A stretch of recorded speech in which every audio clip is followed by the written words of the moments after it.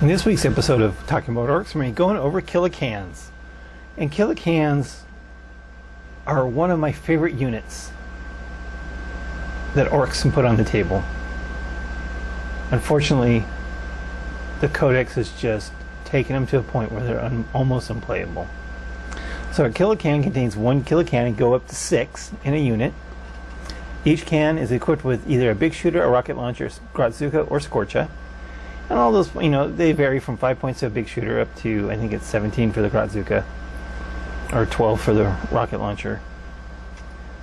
And the base point is 40. And for that, you get movement 6, weapon skill 5, ballistic skill 4, of course, because they are Grot, so you want these shooting. Strength 5, toughness 5, 5 wounds, 3 attacks, leadership 6, and the 3+ save. Those are actually pretty good stats. So the Grotzuka is unique to this, and it's 18 inches, heavy 2d3, strength 6, no AP, 1 damage.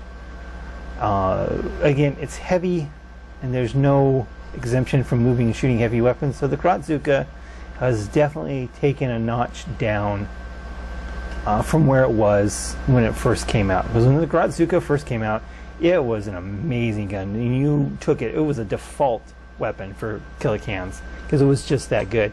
And now the fact that it's you suffer the penalty to move and shoot heavy weapons with it really takes a big notch out of the Grotzuka. I'm using rocket launcher, Scorcha, but there's no option for the custom Mega Blaster, which is something you used to be able to take, which was a really good option for Killa cans. And then is equipped with either a buzzsaw, a clan call, or a drilla. Now these are the melee weapons that come in the box. So this is another thing that was based on the model kit. So they gave rules to the models that we already had. And you know what? I really like it. There's some people who complain about it, but I really like it that they went through that extra effort to match up the models to what you can buy. So the clan call is the default one as far as I'm concerned. It is melee times plus strength plus 3, so strength 8, minus 3 AP and 3 damage. The drilla is a strength plus 1, so you can be at strength 6, minus 4 AP, which might come in handy, 2 damage, and when you make an unmodified wound roll of 6, you get an additional mortal wound.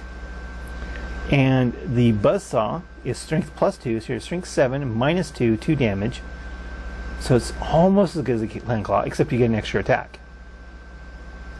I think those stats are different enough to make the choice, to make it a choice. So you actually, to make it a worthy choice. There's something there for different situations, and I think, as I said, I think those profiles are different enough where they actually add something to the model. There's no options because you just give it one shooting weapon and one melee weapon, just like always. Daka. They lack Here We Go.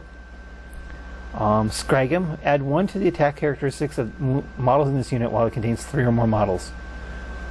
I love that rule. I like that. It's the same thing that was in the index, and I love it because then you're talking 4 attacks per model, 5 if you give them buzzsaws. 5 attacks, even out of 5+, is still pretty good. And they explode, do 1 mortal wound. The downside to Killa cans, of course, is they are Gretchen, which means they cannot benefit from clan cultures. And you take a big unit of them, which you really want for the extra attack, then you have to start worrying about leadership. Because they're only leadership 6, and if you lose 1 or 2 cans out of a unit, you gotta start taking morale tests. And now you're going to have these 5 wound models running off, which is at 50 points a pop. 5 wounds, 50 points. That's not something you want to happen. So, and they don't have mob rule, so you're gonna have to keep a war boss near them to use breaking eds, or whatever your warlord is. Give them the warlord trait that gives the warlord breaking eds, if that's what you want to do. And they're also going to need support from a war banner knob to get that +1 to hit, because now you're talking 5 attacks per model with the buzzsaws and hitting on 4s. Now become a real threat. And if you really want to go all out, you give them Warpath. So now we're up to 6 attacks per model, hitting on 4s at strength 7, minus 2 AP and 2 damage. If you get a full unit of cans in, I mean, that is a massive amount of damage. Massive. If you're going to get something against knights, then you'll probably want the can claws, so you get that extra strength. So that will help.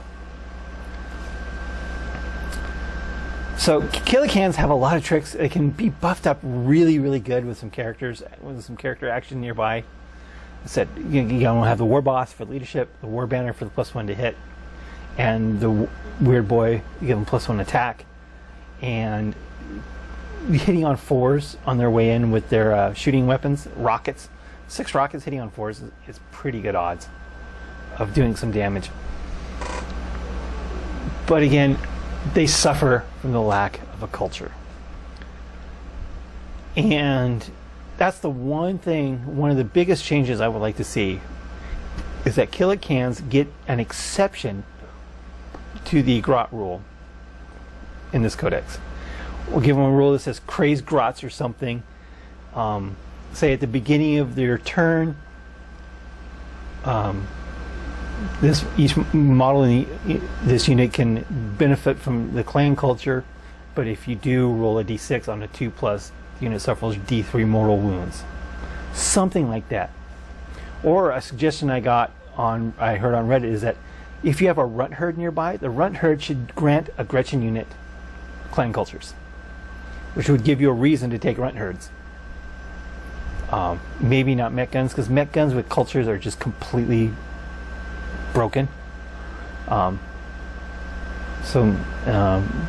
that could be something for Killa cans, where if a runt herd is near a unit of Killa cans, they gain culture. Killa cans are overpriced for what they are right now, because they need a lot of support. But if they had a culture, I think they would be perfectly priced. Bad Moon's Killa cans with rockets, amazing. Death Skulls, incredible. Oh, of course, you can't forget the force field mech to give them a 5-up invul save. But remember, with the current KFF rules, you have to keep the entire base of each can in the unit within 9 inches of the force field, or they don't get that save. So keep that in mind. You do have to plan a lot harder your movement with the 60mm base cans now than you did in the index and before. But yeah, they're just overpriced, underperform for what you get. You give these things cultures, and I guarantee you they're going to be one of the most popular units in the codex, because they will be just that amazing. I think with these guys cultured at 40 points a pop, they would be fairly priced. Maybe just a little bit higher, but even without that, giving these things cultures, I think is something that they really need to be effective and to be playable.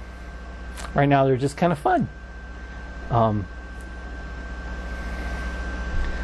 as I said, these things are cultures where they'll advance, shoot their rockets without penalty if they're evil sons. Death Skull's Bad Moons rolls to hit. Free Buddhas where they would get +1 to hit, or especially even in any phase where you give them another +1 to hit. So you can give them +2 up to 3. Give them up to 3+ to hit in close combat with all those attacks. They need cultures. That's the short end of the story. Killa cans need cultures to be good. Gretchen infantry units don't really matter.